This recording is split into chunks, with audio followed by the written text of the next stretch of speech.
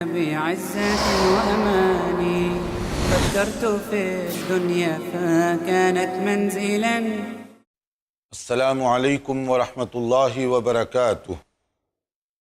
الحمد للہ رب العالمین وصلی اللہ وسلم علی نبینا محمد وعلی آلہ وصحبہ اجمعین ومن تبعہ بإحسان الی یوم الدین. اما بعد.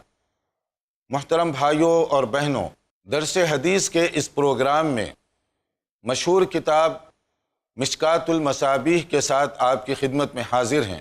حدیث کی جو یہ مشہور کتاب ہے، اس پروگرام میں کوشش کی جا رہی ہے کہ ترتیب سے اس کا مطالعہ اور ہر باب میں پائی جانے والی احادیث کا خلاصہ آپ کی خدمت میں پیش کیا جائے کہ اس کے ذریعے سے ہم اپنی زندگی کو بنا سکتے ہیں، سنوار سکتے ہیں. اس سے پہلے مختلف ابواب کے تحت کئی احادیث کا ہم نے تفصیل سے ذکر کیا، اور آخری درس میں صلاۃ، نماز کے بارے میں مختلف چیزیں ہم نے آپ کے سامنے رکھی. نماز کے سلسلے میں اس کے جو اسماء ہیں، نام، اس بارے میں بھی ایک خاص طور پر ہدایت ہمارے سامنے ہونی چاہیے کہ بعض اوقات ہم دیہاتی زبانوں میں، اپنے علاقائی زبانوں میں کچھ نام یا اصطلاحات کا غلط استعمال کرتے ہیں، سن کر یا دیکھا دیکھی، اور بعض اوقات اس کا مطلب بھی بڑا برا نکل سکتا ہے. تو اصطلاحات کو، اسماء جس کے جو نام متعین کیے گئے ہیں، اگر ہم اسی طرح سے اس کو ذکر کریں تو یہ ہمارے لیے سیف سائڈ ہے اور اس میں بہت زیادہ فائدہ ہے. غلط فہمی سے بھی ہم بچیں گے اور مفہوم کو بگاڑنے سے بھی ہم بچیں گے. جیسے کہیں پر کچھ لوگوں کا عجیب سا انداز ہوا کرتا تھا اس دور میں بھی، کہ وہ لوگ عشاء کی نماز کو اپنے اس میں عتمہ کہا کرتے تھے، یعنی اونٹنیوں کے دودھ دوہتے دوہتے جب دیر ہو جاتی، اندھیرا چھا جاتا، تو اس کو کہتے ہیں عتمہ. عشاء کی نماز کا بھی وقت چونکہ دیر سے ہے تو اس لیے وہ عام طور پر یہ نام دیا کرتے تھے. اور اسی طرح دوسری نمازیں جو ہیں ان کے بھی نام مکس اپ ہو گئے تھے. مغرب کو کبھی عشاء کا نام دے دیا کرتے تھے کیونکہ وہ کھانے کا وقت ہوتا، عشاء اور عشاء. تو نبی کریم صلی اللہ علیہ وسلم نے اس سے منع فرمایا، لا یغلبنکم الاعراب علی اسم صلاتکم المغرب وتقول الاعراب ہی العشاء. کبھی مغرب کا نام وہ عشاء رکھ دیا کرتے تھے عشاء کی مناسبت سے، اور عشاء کا عتمہ رکھا کرتے تھے. اسی طرح اردو میں، بنگالی میں، مختلف زبانوں میں مختلف نام، نمازوں کے الگ عجیب عجیب نام ہیں. اس لیے ہمیں کوشش کرنی چاہیے کہ اپنی مقامی نام دینے کے بجائے جو نام جس سے نمازیں معروف ہیں وہی نام دیں آپ. ظہر، عصر، مغرب، عشاء اور فجر، تو اس میں آپ کو کتنا کوئی یاد کرنے کے لیے تکلیف تھوڑی ہوتی ہے، لیکن اس سے یکسانیت رہے گی. اور اسی طرح سے ایک اور چیز بھی ہے، مؤذن کے لیے عام طور پر بعض علاقوں میں جیسے بمبئی وغیرہ کے آس پاس میں آپ نے دیکھا ہوگا، کہتے ہیں بانگی صاحب. یہ بہت توہین آمیز لفظ ہے. یہ آپ اس کے مطلب پر غور کیجئے. کیا وہ بانگ دے رہا ہے ملک کی طرح سے؟ کہ مؤذن کا رتبہ کتنا ہے آنے والی احادیث میں آپ خود دیکھ سکیں گے. اس لیے اس کا نام مؤذن ہے. مؤذن ہی کہیے، وہ آدمی جو اذان دینے والا ہے. اور ایسے ہی امام وغیرہ کے لیے بھی کچھ اسی طرح کے نام ذکر کیے جاتے ہیں. تو نام وہی رکھیے جو کہ سنت کے اندر موجود ہے، احادیث میں جس کا تذکرہ کیا گیا. آگے کتاب الاذان، نماز سے پہلے اذان کے متعلق، کیونکہ اذان نماز سے پہلے دی جاتی ہے، اذان پہچان ہے، مسلمان وہاں پر رہتے ہیں، مسلم سماج کی علامت ہے، مسلم کمیونٹی کی نشانی ہے. اذان اللہ رب العالمین کی عظمت، کبریائی اور بڑائی کا اعتراف ہے، نماز کے وقت کا اعلان ہے، مسلمانوں کو اللہ کے دین کی طرف بلانے کا، کہ وہ نماز کے لیے آئیں، عبادت کے لیے آئیں، مساجد کا رخ کریں. اس کا ایک بہت بڑا ذریعہ ہے. یعنی اذان کے متعدد اپنی جگہ پر فائدے ہیں. اذان کے مقابلے میں آپ دیکھیں گے اور مذاہب کے جو لوگ ہیں ان میں بھی اپنی عبادت سے پہلے مختلف انداز ہیں اعلانات کے. جیسے یہودی عام طور پر ناقور پھونک دیا کرتے تھے، اور یہ پھونکنے کا مطلب کوئی جیسے سیرن ہوتا ہے، کوئی اس طرح کی کوئی بڑی آواز والی چیز، کہ اب اس کا مطلب یہ ہے کہ عبادت کا وقت ہو چکا ہے، اب ہم عبادت کرنے جا رہے ہیں. لیکن مطلب کیا ہے اس آواز کا؟ کچھ مطلب نہیں ہے، وہ صرف ایک اعلان ہے۔ اسی طرح کرسچن گھنٹے بجاتے ہیں چرچ کے، وہ جو گھنٹیاں بجائی جاتی ہیں، بیلز بجائے جاتے ہیں، ان کا مطلب کیا ہے؟ سوائے اعلان کے کہ لوگوں کو معلوم ہو جائے کہ اب تھوڑی دیر بعد جماعت شروع ہو رہی ہے، اور کوئی معنی نہیں ہے۔ آتش پرست لوگ مجوسی اپنی عبادت سے پہلے آگ روشن کیا کرتے تھے، اس آگ کو دیکھ کر اس مذہب کے ماننے والے وہاں جمع ہوتے۔ اسی طرح اور مختلف جو مذاہب کے لوگ ہیں ان میں اپنا اپنا ایک طریقہ رائج ہے، مگر ان تمام طریقوں میں آپ دیکھیں گے کوئی پیغام، کوئی میسج، کوئی دعوت، کچھ بھی نہیں ہے سوائے اعلان کے، اور کوئی چیز نہیں۔ اس کے مقابلے میں اسلام میں جو اعلان ہے وہ بجائے خود اللہ رب العالمین کی عظمت، اس کی توحید، اس کی کبریائی کی گواہی، رسول اکرم صلی اللہ علیہ وسلم کی رسالت کی شہادت، اور لوگوں کو کار خیر کی طرف بلانے کا جذبہ اور داعیہ پایا جاتا ہے۔ دیکھیے کتنا پاکیزہ ہے اسلام کا انداز کہ عبادت سے پہلے اعلان میں خود عبادت کا عنصر، توحید کا عنصر، رسالت کا عنصر رکھا گیا۔ مدینہ منورہ میں جب رسول اکرم صلی اللہ علیہ وسلم تشریف لائے، اس وقت جماعت کے لیے کہ لوگوں کو کیسے جمع کیا جائے، وہاں مختلف قسم کے مشورے اور تجاویز سامنے آئیں۔ جب صحابہ کرام سے آپ نے گفتگو کی، کسی نے کچھ مشورہ دیا، کسی نے کچھ مشورہ کیا، ابھی بات چل ہی رہی تھی، لیکن یہ حسن اتفاق، اللہ تعالیٰ کا تو اپنا فیصلہ تھا، لیکن مسلمانوں کو مشورہ کرنے کا، آپس میں ڈسکس کرنے کا ایک موقع ملا۔ اس کے بعد ایک مشہور صحابی ہیں حضرت عبداللہ بن زید بن عبد ربی، انہوں نے ایک خواب دیکھا۔ وہ خواب دراصل ایک اشارہ بن گیا، اور پھر اس کے بعد وہ عبادت کا ایک حصہ بن گیا، کیونکہ رسول اللہ صلی اللہ علیہ وسلم نے اس خواب کی تصدیق کی اور اس کو تسلیم کیا۔ انہوں نے دیکھا کہ خواب میں جیسے کوئی آیا ہوا ہے، اس کے ہاتھ میں اسی طرح کی کوئی چیز ہے جس سے آواز بلند کی جا سکتی ہے۔ تو انہوں نے پوچھا کہ کیا تم مجھے دے دو گے یہ؟ کہا کیوں؟ ہم لوگوں کو نماز کے لیے جمع کرنے سے پہلے اس سے مدد لے سکتے ہیں، جمع کرنے کے لیے اس سے مدد لے سکتے ہیں۔ تو انہوں نے کہا کہ میں تمہیں اس سے اچھی چیز بھی بتا سکتا ہوں۔ کہا کیا بتاؤ گے؟ پھر انہوں نے وہ اذان کے کلمات ان کو بتائے خواب ہی میں، اللہ اکبر، اللہ اکبر، اشہد ان لا الہ الا اللہ، اخیر تک۔ انہوں نے کہا یہ تو بڑی اچھی بات ہے، لیکن صحابہ کرام کا انداز کہ خود سے کوئی فیصلہ کبھی نہیں کرتے تھے دین کے معاملے میں۔ اب وہ آئے رسول اللہ صلی اللہ علیہ وسلم کی خدمت میں حاضر ہوئے، اور انہوں نے اپنا خواب بیان کیا کہ اس طرح سے مجھے کلمات سکھائے گئے ہیں۔ تو نبی کریم صلی اللہ علیہ وسلم نے وہ سننے کے بعد کہا کہ یہ درست اور حق ہے، لہٰذا اب اسی طرح سے ہم اذان دیا کریں گے۔ اور چونکہ حضرت بلال رضی اللہ تعالی عنہ کی آواز بہت خوبصورت اور پرکشش تھی، اور بلند آواز بھی تھی، تو رسول اللہ صلی اللہ علیہ وسلم نے جنہوں نے خواب دیکھا ان سے کہا کہ تم وہ کلمات ان کے ساتھ ٹھہر کر ان کو بولتے جاؤ، اور یہ بآواز بلند اسی کو دہرائیں گے۔ حضرت بلال، یہ پہلا آغاز تھا اذان کا۔ جیسے ہی انہوں نے یہ اذان شروع کی، اور بھی صحابہ جیسے حضرت عمر رضی اللہ عنہ وغیرہ بھی دوڑے دوڑے بھاگ کر آئے کہ اللہ کے نبی صلی اللہ علیہ وسلم یہ تو کمال ہو گیا، بالکل اسی طرح کے کچھ الفاظ میں نے بھی دیکھے خواب میں۔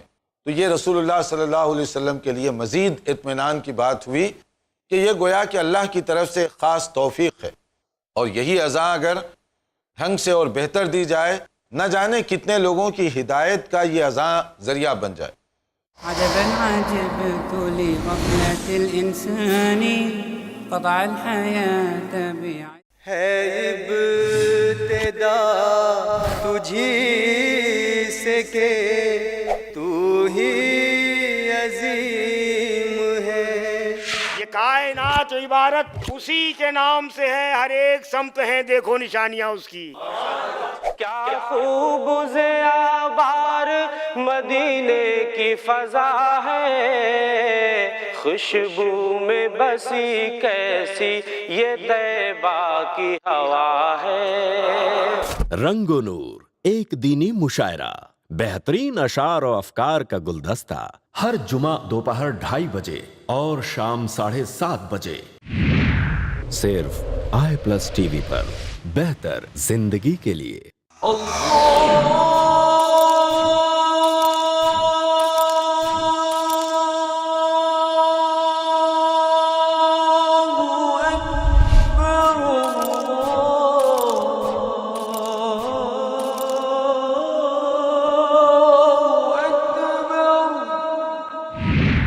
صرف i+TV پر، بہتر زندگی کے لیے۔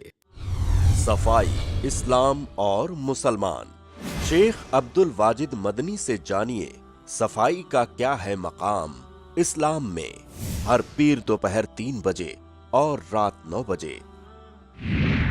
صرف i+TV پر، بہتر زندگی کے لیے۔ اپنے DTH اور کیبل آپریٹر سے آج ہی سمپرک کریں۔ Free to air. عجبا عجبت لغفلة الإنسان قطع الحياة بعين۔ اور یہی اذان اگر ڈھنگ سے اور بہتر دی جائے، نہ جانے کتنے لوگوں کی ہدایت کا یہ اذان ذریعہ بن جائے، چاہے وہ 1 مینار والی مسجد ہو، 2 مینار والی ہو، 4 مینار والی ہو۔ تو اس کا مطلب یہ ہوا کہ مینار صرف ایک مسجد کی دور سے پہچان ہے، اذان کو بلند کرنے کا ایک ذریعہ ہے۔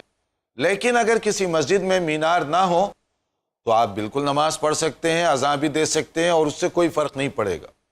ایک اور نقطہ اس میں ذہن میں رکھنے کا ہے کہ اذان مینار کے بغیر بھی دی جا سکتی ہے، کیونکہ مینار صرف اذان کو دور تک پہنچانے کا ذریعہ ہے، اور آج کل مائک کے ذریعے، لاؤڈ اسپیکر کے ذریعے سے آپ، بلکہ آج کل اور بھی زیادہ اس میں ایڈوانس ٹیکنالوجی ہو گئی ہے، تو اس طرح آپ متعدد طریقوں سے اپنی اذان کی آواز دور دور تک پہنچا سکتے ہیں۔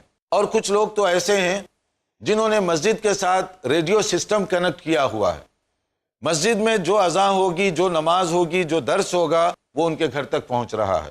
دنیا میں ایسے ہزارہ گھروں میں اس مسجد کے ساتھ ان کا ایک لنک ہے، اور اس طرح کے مختلف اور انداز بھی ہیں کہ اذان کی آواز گھر گھر تک پہنچائی جائے۔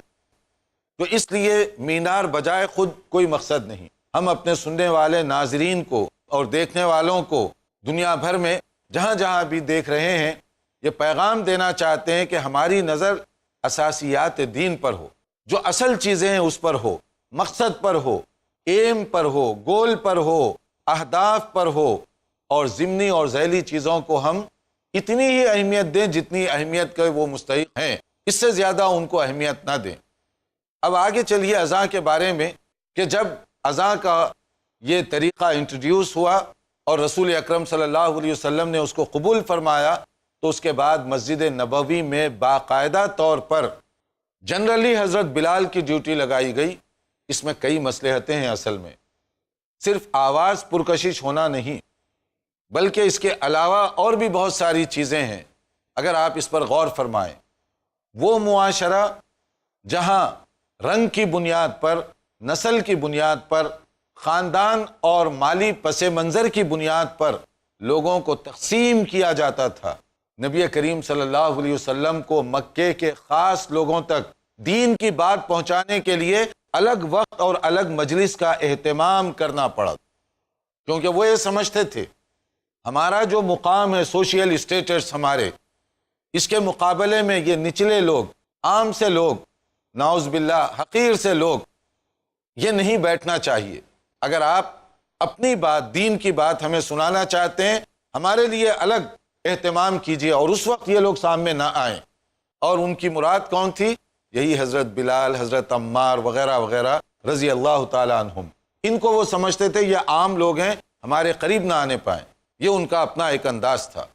تو گویا رسول اکرم صلی اللہ علیہ وسلم نے ان کے ذہن و دماغ سے وہ جراثیم نکال پھینکے کہ وہ بلال جن کو تم عام سمجھتے ہو، اللہ کی نظر میں ان کا مقام بہت اونچا ہے، کیونکہ یہاں رنگ و نسل کی بنیاد پر نہیں، سیرت و کردار کی بنیاد پر آدمی کو پہچانا جاتا ہے، مقام دیا جاتا ہے۔ ان اکرمکم عند اللہ اتقاکم، تم میں معزز وہ ہے اللہ کی نظر میں جو عمل میں، تقوی، پرہیزگاری میں، سیرت اور کردار میں اعلیٰ ہو۔ حضرت بلال کے ذریعے سے اذان دلوائی جا رہی تھی تاکہ ان کو احساس ہو کہ بلال کا مقام کیا ہے، اور یہ مقام انہیں ملا کس لیے؟ اسلام کی وجہ سے۔ اور بھی اس میں مختلف حکمتیں ہیں، ان میں سے ایک اذان صرف فارمیلٹیز کا نام نہیں، جیسے آپ دیکھیں گے کہ نبی صلی اللہ علیہ وسلم نے ان کے علاوہ اور بھی صحابی حضرت عبداللہ ابن ام مکتوم رضی اللہ عنہ جو نابینا تھے ان کو بھی اپوائنٹ کیا تھا۔ چن چن کر آپ کے متعین کرنا اس بات کی دلیل ہے کہ یہ کوئی خانہ پوری والی چیز نہیں ہے، جیسے اب آج کل عام طور پر دیکھا جا رہا ہے بہت ساری مساجد میں کہ لوگ کوئی کام نہیں ملتا کہتے ہیں مؤذن ہی کر لو، اور اذان کو وہ بالکل ایسا جیسے کوئی محنت مزدوری والا کام ہے، اسی طرح کا انداز اس کے ساتھ اپنائے ہوئے ہیں۔ ایسا انداز نہیں ہے اس کا، نہ مؤذن کا یہ مقام ہے۔ مؤذن کا مقام بہت اونچا۔ یہ کیا بات ہوئی کہ آپ کے مسجد کی صفائی وہی مؤذن کرے جو اللہ کی توحید، عظمت اور کبریائی کا آپ سب کی طرف سے اعلان کر رہا ہے دن میں 5 مرتبہ۔ یہ کیا بات ہوئی کہ آپ وہ کام جو خود کرنا گوارا نہیں کرتے مؤذن کے ذریعے سے وہ کروا رہے ہیں۔ کم سے کم سوچئے، پڑھیے حدیث کی کتابوں کو تاکہ معلوم ہو کہ ہم کہاں ٹھہرے ہوئے ہیں اور دین ہم سے کیا تقاضا کر رہا ہے۔ ابو داؤد اور ابن ماجہ کی جو حدیث اس میں خواب کا پس منظر وغیرہ بتانے کے بعد نبی صلی اللہ علیہ وسلم نے حضرت بلال کو اپوائنٹ کیا۔ اب صحیح بخاری اور مسلم میں ایک اور بات بھی ہے کہ وہ حضرت بلال اور حضرت عبداللہ ابن ام مکتوم 2 مؤذن تھے رمضان میں خاص طور پر، اور حضرت بلال سحری کی اذان دیا کرتے اور عبداللہ ابن ام مکتوم عموماً فجر کی اذان دیا کرتے تھے۔ ان بلالا ینادی بلیل فکلوا واشربوا، کہ جب بلال کی اذان بلند ہو تو کھاؤ پیو تم، کیونکہ یہ سحری کے وقت کا اعلان ہے کہ اب سحری کا وقت شروع ہو چکا ہے۔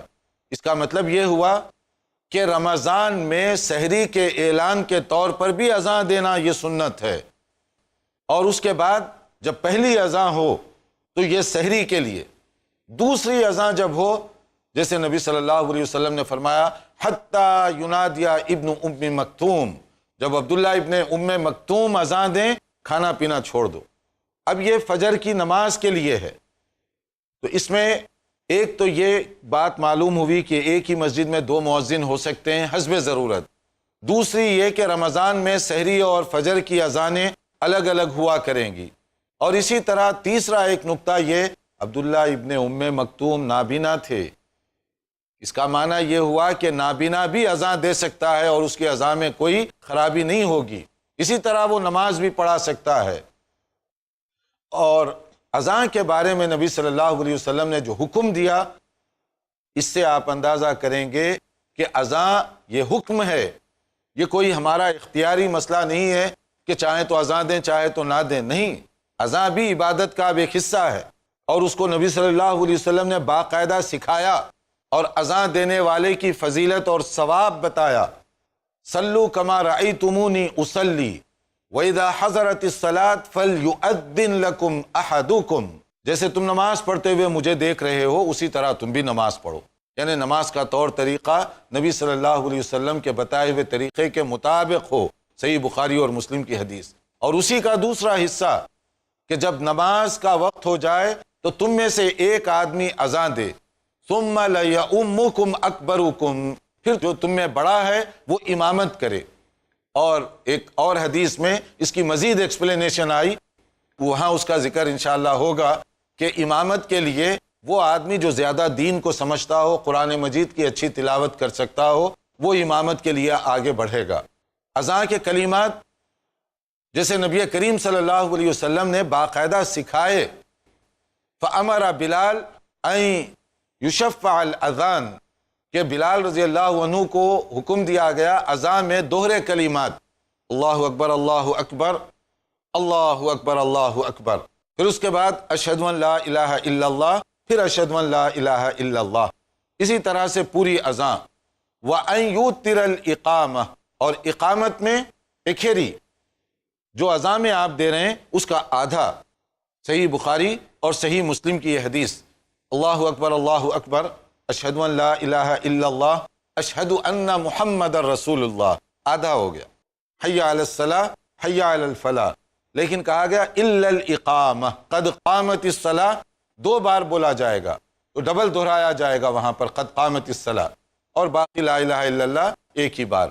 تو اذان میں جو کلمات کہے جاتے ہیں اقامت میں اکھیری، جیسے ابو داؤد اور دارمی کی حدیث ہے جس میں صحابہ کرام اپنا تجربہ اور مشاہدہ بیان کرتے ہیں، کان الاذان علی عہد رسول اللہ صلی اللہ علیہ وسلم مرتین والاقامہ مرتن غیر انہ کان یقول قد قامت الصلاۃ، یعنی اذان نبی صلی اللہ علیہ وسلم کے دور میں 2 بار اور اقامت ایک بار، سوائے قد قامت الصلاۃ جو 2 بار کہا جاتا ہے۔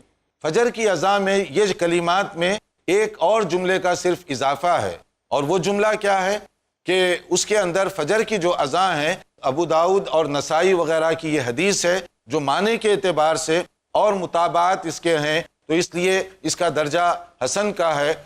تو دیکھیے آپ کہ اس میں جو بات کہی جا رہی ہے فجر کی اذان کے سلسلے میں، فَإِن كَانَتْ صَلَاةُ الصُّبْحِ قُلْتَ، مؤذن کو آپ نے بتایا کہ جب صبح کی نماز کا وقت ہو تو تم کہا کرو الصلاۃ خیر من النوم، الصلاۃ خیر من النوم، یہ صبح کی نماز کے لیے 2 مرتبہ کہنے کا حکم دیا گیا۔ یعنی بعض لوگوں کو کبھی غلط فہمی ہو گئی کہ شاید الصلاۃ خیر من النوم نبی صلی اللہ علیہ وسلم نے نہیں سکھائے، حالانکہ اس حدیث کے ذریعے سے آپ نے دیکھا کہ آپ نے باقاعدہ فجر کی اذان میں خود یہ کلمات سکھائے۔ مزید اس کی جو تفصیلات ہیں انشاءاللہ تعالی ہم کوشش کریں گے کہ اپنے آئندہ پروگرام میں پیش کریں، چونکہ ہمارا وقت یہاں پر ختم ہو رہا ہے۔ انتظار کیجئے آئندہ ہماری نشست کا۔ والسلام علیکم ورحمۃ اللہ وبرکاتہ۔ عجبا عجبت لغفلة الإنسان قطع الحياة بعزة وأمان فكرت في الدنيا فكانت منزلا عندي كبعض منازل الركبان عجبا عجبت